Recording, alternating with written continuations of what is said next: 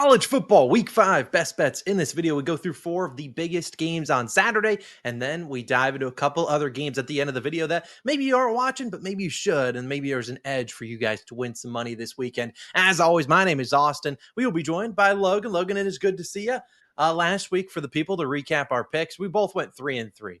Not the worst, not what we strive for, but a 3-3 week. You can live with that. Hopefully, we can have a better week this weekend. We each have 6 picks to bring to the table. Maybe some of them differ between each other. Let's dive into it. If you are interested, we do a very similar video for the whole NFL slate. I will link that video down below in the pinned comment and in the description. Check it out. We go through every single pick, and we've been dominating the NFL. But Logan, let's dive into things. At the end of the video, we'll talk about some player props as well for my DFS people. But Logan, let's get on into things. First game of the week that we're going to talk about, and we got a bone to pick with one of these squads. As one of our both of us lost last week back in the Fighting Illini plus 6.5 on the road in Indiana. They look like an FCS team out there, but they have a chance to redeem themselves potentially this weekend at home, taking on USC, an undefeated program. USC laying 6.5. The over-under at 60.5 in this game. Logan, are you going back to the Illini? You think they can win back some money? You fading them after what we saw last weekend? What are you feeling in this game? Honestly, Austin, I think it's hard not to want to fade Illinois after what we saw last week. They just looked so bad in that game. They were unprepared for what Indiana was going to throw at them. And that being said, I'm taking USC and I'm laying the points with the Trojans. I just think when it comes down to it, Illinois is punching above their weight. If they had struggles prepping for an Indiana team, well, now you get Lincoln Riley and USC, which is the top offense in the nation.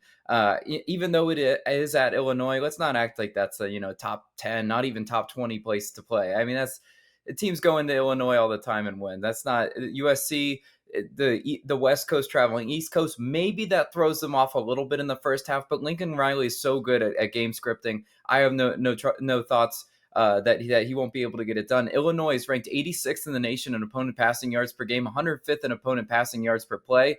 Indiana's quarterback Mendoza just completed 21 of 23 passes, 267 yards, 5 touchdowns against Illinois. What do you think Jaden Mayava can do? I think he's going to have a field day against the defense that really just struggled to get off the field. Trojans also second in FBS and 11.9 yards per attempt. Fighting Illini, 7.4 yards per passing play, 87th in the country. It's just really bad matchup for that defense on paper. And USC's been great on third down. 14th in the nation. Illinois' defense, 90th in opponent's third down conversion, allowing like 41%. I mean, they're just not being able to get opponents off the field. And I think USC will still be able to run the ball through the air and on the ground. USC will even though this is, a lot of travel for them, I think Lincoln Riley is going to have Mayava in this offense ready to play. And I just think they can run away from Illinois like we saw Indiana be able to do. So give me the points with USC. Yeah, I'm scared that I'm going to be on the same side with you. I'm taking USC. And there's 2 trains of thoughts here. Now, could I run back Illinois, try to get sharp? Yeah, I could. I mean, I could see that being an angle, but I can't put my money back on a team that just lost 63-10. I get that they're going to play better than that because they physically could not play worse in that game, but I just think USC's offense a little too much and too for this game. I mean, last week they couldn't get them off the field. You already touched on their third down percentage. I mean, Indiana was 8 for 11. They had 31 first downs. I think they'll play better this week at home, but how much better is it? I don't know. I still like what I've seen out of USC. I'm scared that we're both on the same side and Illinois shows up and just shoves it to us, but I got to pay to find out after losing like that. I can't put my more money on them. So both of us on USC. Ooh, that could go down. That could go down bad. Don't worry. Next fine. game, Logan. Everything's fine. All right, we head out to Oxford, where we have LSU, the 4th ranked overall team, taking on the 13th ranked Ole Miss Rebels. Right now, you're looking at this game as a pick'em. Ole Miss slight favorites at -1.5. The over under at 56.5. Logan, what do you feel on this one? I feel like you look at LSU, their offense has kind of been lackluster, but maybe they've been saving things for better competition. Ole Miss has been putting up a ton of points. What are you feeling on this Oxford 3:30 showdown? So picking a side in this one is a little challenging for me because I could see either of these teams, really showing up or laying an egg. So it's like I don't see an edge there, but I do see an edge in the total. And I'm thinking we're getting some points. I like the over. Now, for anybody who's not dialed into social media, there's a few things that have happened this week. One, Lane Kiffin's daughter's dating Whit Weeks, linebacker for LSU. Number 2, Lane Kiffin came out and said, take the over. Now, This is not why I am picking this. I have to put that out there. Like before that narrative is spread all over social media. I like the over for this game, regardless of what Lane Kiffin says. Now, the fact that the matter is Lane Kiffin is an over type team. Last week I had Ole Miss Tulane over. It was unfortunate. Tulane really gave us nothing to work with offensively, and that game really should have gone over. It only missed by a touchdown, and Tulane had 4th and goal. They have their opportunities. These two programs are known for their offense. Now, LSU, struggled a little bit against a really good Florida team, but that was Florida, and their defense is way better than Ole Miss's. LSU and Ole Miss have combined to go over the game's opening total of this, 55, 56, in 7 of their last 10 meetings with one another. So it's just been an over series. And I don't want to overthink this one. LSU's averaging 29 points and, almost 400 yards per game. Ole Miss has put up 45 points per game, over 500 yards per game. This is their 12th and 9th in the nation in total offense. These are great offenses. And obviously, Ole Miss plays fast. They play up tempo in that Lane Kiffin system. While their defense hasn't been awful, it's still getting hammered. You're still able to run the ball, allowing 5 yards per carry. I like what Ole Miss and Trinidad Chambliss can do, with this number 1 in the SEC yards per pass attempt and number 2 in passer rating. It's a system thing. Lane Kiffin has his quarterbacks playing well. Austin, we're getting a lot of points in Oxford. I love the over in this one. Yeah, there's a couple systems. Everyone loves subsystems. I mean, you think about you fading rookie QBs in the NFL. Maybe you fade MLB teams after they're boozing in the locker room, celebrating a playoff clinching a win. One of my systems I love, Logan, is fading you when you're taking over. So give me the under. Add it to my card. I'm tired of seeing that dumb post about take the over. I'm out. I can't do it. In a primetime game like this, there's no one the heck wants to take it under with Ole Miss on the field. I get all your stats. Everything looks like an over. You said that in week 3 with the USF and my Florida over. You said it last week with Tulane and Ole Miss over. It's a free system play, people. Under. Fade Logan when he wants points because it ain't happening, baby. Give me the under. That was your analysis was so dumb. Your analysis was Logan wants points. He's not going to get points. What Austin fails to see is that this at halftime, this is going to be like a 28-21 game at halftime. And this thing is soaring over. There's no red zone defense that's going to be able to stop this. Hey, man, it could be. I do like the under, regardless of you being on the over. It just makes it a little bit better. But I just haven't seen enough out of LSU offense, man, to say they can go up toe for toe against Ole Miss. And I think their defense is pretty good.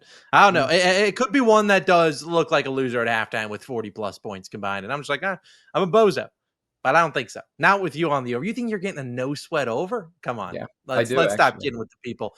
Let's head out to the whiteout, Logan, as we head to University Park, Pennsylvania, as the Penn State Nittany Lions are hosting their whiteout for the first time. I feel like they're doing it against a team that actually they could lose to against Oregon. Battle of 2 top 6 teams. Right now we're looking at Penn State laying 3.5 at home, over under 52.5.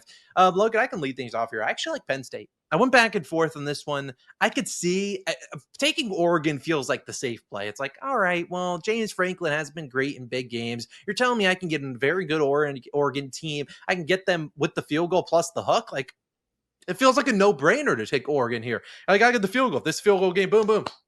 I win. And then they get smacked in their mouth. This is the first tough test for Oregon. They have to travel. And you think about Penn State, I don't trust Drew Aller on the road. I refuse to. But at home here, I think he can get the job done. There's a little bit of bad blood based on what happened last year in the Big Ten championship game. I think Drew Aller and company hasn't really shown anything so far this season because they really haven't had to. But I think their 2 running backs might go for 200 yards combined here. I think it's going to be a lot of that. And if they can get up early in this game, I just don't trust Oregon's D-line to consistently get that Penn State offense off the field. If they get a lead, just chew the clock and score touchdowns or some field goals at the end of it. And I think this defense is the best by far Oregon will see all season long. So I really like Penn State. I get why people will be on Oregon. It just feels like the easy play. I get the field goal, I win. I don't think it's that case. I see them at least winning by 7 or more. I'll take the Nittany Lions minus the 3.5. But Logan, what do you like here? I totally hear your points on Penn State. I think if I was pressured to take a side, I think I would lie on Penn State. It's really tough to find again. It's tough to find an edge. I think you could coin flip because this Penn State team, like Oregon, hasn't really been tested. I mean, they've just had a bunch of tune-up games playing at home. That being said, I like the under in this one. I know I just had an over. I got to balance it out with an under. I'm definitely dialed into totals these days, Austin. I promise. Drew Hour, game manager. That's what he's known to be. They don't want to make him do too much, even though they kind of reloaded with wide receivers. They still do not want Drew Hour throwing the ball a ton. Why? Because we remember what happened when they faced Notre Dame in the bowl game. Interception. Can't have that. Katron Allen, Nick Singleton are two of the best. That's the best running back duo in the country. They rushed for Oregon last year when they met in the Big Ten championship, and they're going to be able to do that again. That's kind of the concern of Oregon's run defense. That's where Penn State's going to be finding their yards. They're not going to want to go quick. They're not going to want to just put Hour dropping back. They're going to want to play ground and pound control game. That is how this Penn State team is built to win at the line of scrimmage. It's what they're going to do.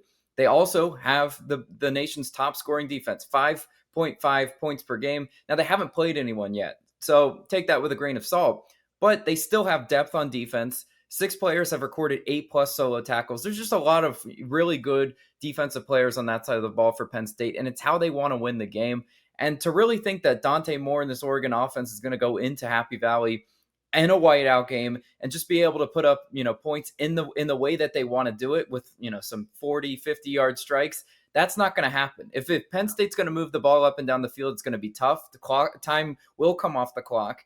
And that on top of all that, I think Penn State's red zone defense is going to be really good at stopping Oregon in this one.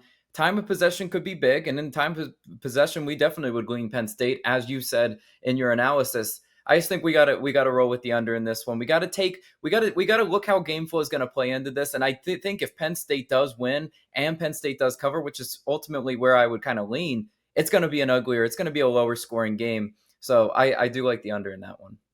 Yeah, I mean, I like the under as well. It's going to be absolute scenes in University Park with the whiteout. It's going to be pretty sweet. That's going to be one of the games I'm looking forward to the most. Also, something that could help your under, supposedly right now is looking at some rain potentially in the forecast. Not like 100%, but there could be some rain. And I think rain will help you with an under. Logan, let's move to our final game of the week before we dive into some individual plays outside of these big 4 games, as well as some player props. We head to Athens, Georgia, where the Georgia Bulldogs play host to the Alabama Crimson Tide. UGA is right around -2.5, maybe -3, depending on your book, -150 on the money line. The over under 53.5.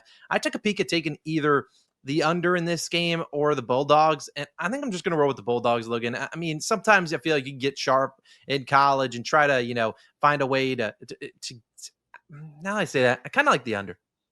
Maybe you could take the Bulldogs, but I rather take the under here at 53, 54.5. I like the Bulldogs, but I don't feel like I love them.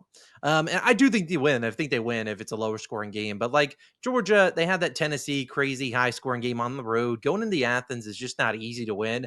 And I don't think if Alabama's going to win this game and get it close, that this can't be a high scoring game. If Georgia's able to put up points on the board and you can't stop them, it's going to get out of hand quickly. So I see actually more of a conservative game plan here. I like the under, not my favorite play of the board, but I do like an under. I lean Bulldogs, but I think I like the under a tad more. What do you like here, Logan?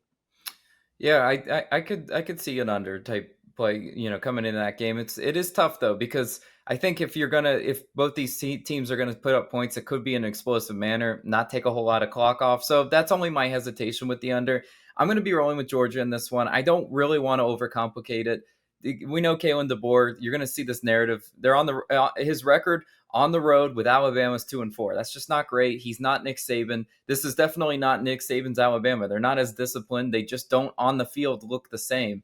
Going into Kirby Smart's, home where he just doesn't lose, 33-game home win streak. That's the best in college football. That win streak is not coming to an end against Kalen DeBoer. It's just not going to happen. Alabama coming off wins over 2 bad teams, but their season opener loss to Florida State, I think, exposed a lot of weaknesses. Really, when you play, that step up in competition, we saw what Castellanos was able to do as a dual threat guy. I mean, 230 rushing yards, 4 touchdowns, 78 yards, on the ground.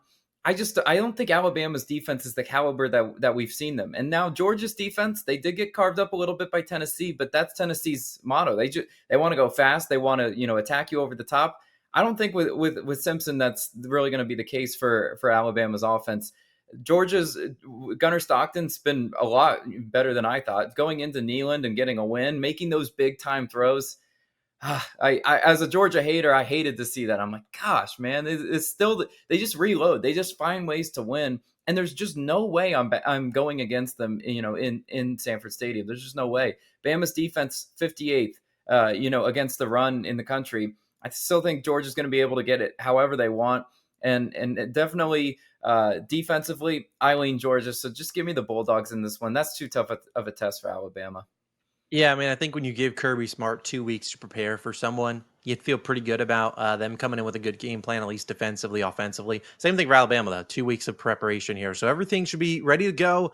You had a lot of time. Let's hope for a lower scoring game, or maybe the Bulldogs blow them out and win 40-0. I will allow that. But Logan, let's dive into some individual picks. I'll lead things off with my first one of the weekend. And we're going to go to a game that you could argue it could be in the top four that we just touched on. I'm going to Ohio State in Washington and taking the under at 52.5. Hate to have so many unders on my board. This is one I stared at a long time. And like I said, we could go to this game and talk about it out in Washington. I want to say it's a 3:30 start. Ohio State, if you've been looking at the spread, we saw them open at like 12.5, 13.5. It's been moving on down all the way down to 7.5, 8.5. And I think if you were to back Washington, you've missed the boat. I think you needed that 10.5 number in case they lose by that, or if they lose by 8 points on the dot, something like that.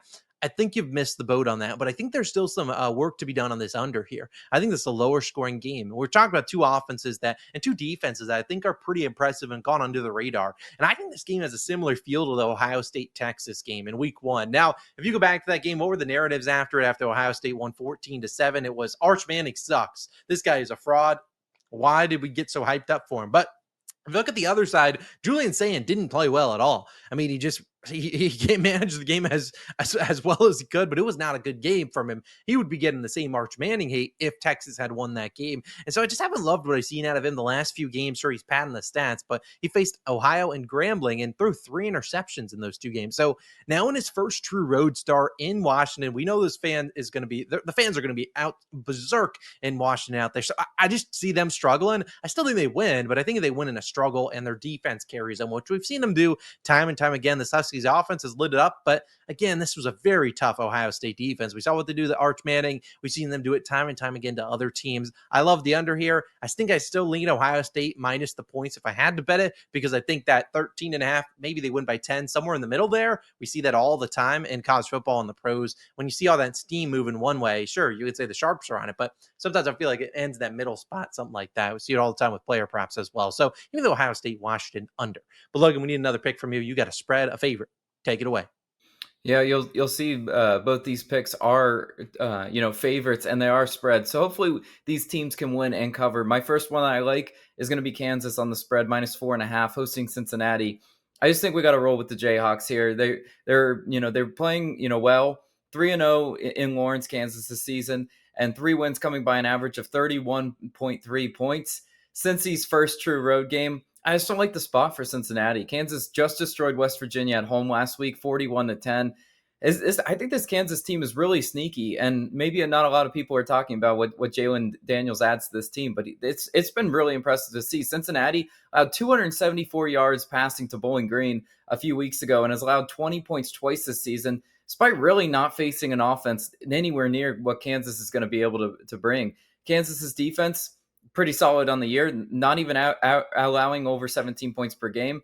They're ranked 33rd. The only really big total was to a really good Missouri team on the road.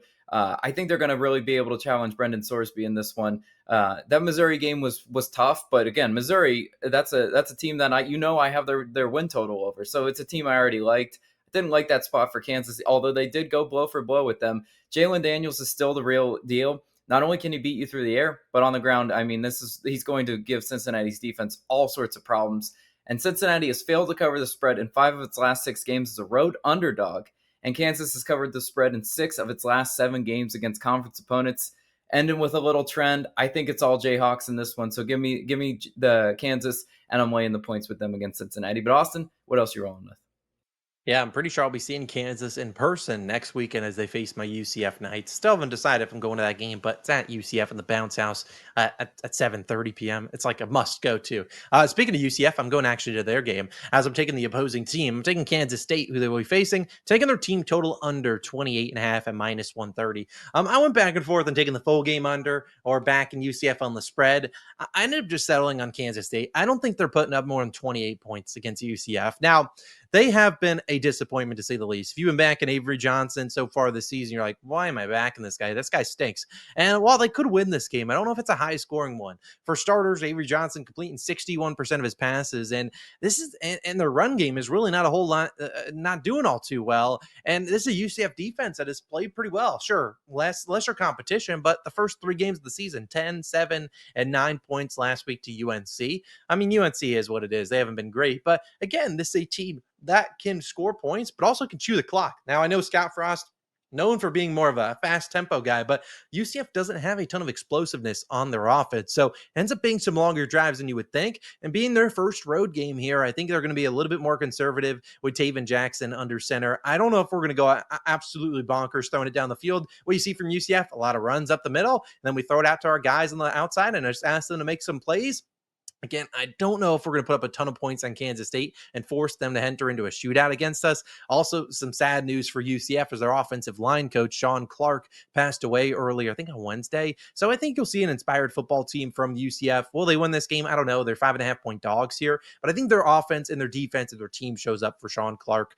Just a tragic passing from him. He suffered a medical emergency. I want to say it was last week, and then he just passed away earlier this week. So, UCF, they're playing with an emblem, I believe, on their shoulder, or on their jersey or on their helmet, someone like that. I think they show up, and they show up in a big way. I would love to see them win this game. I don't know if they do, but I think their defense shows up and gives them a chance. I like Kansas State's team total under 28.5. I have a player prop, I believe, in that game as well. But before I get into props, Logan, I'll toss it over to you for your final pick of the week. Where are we going?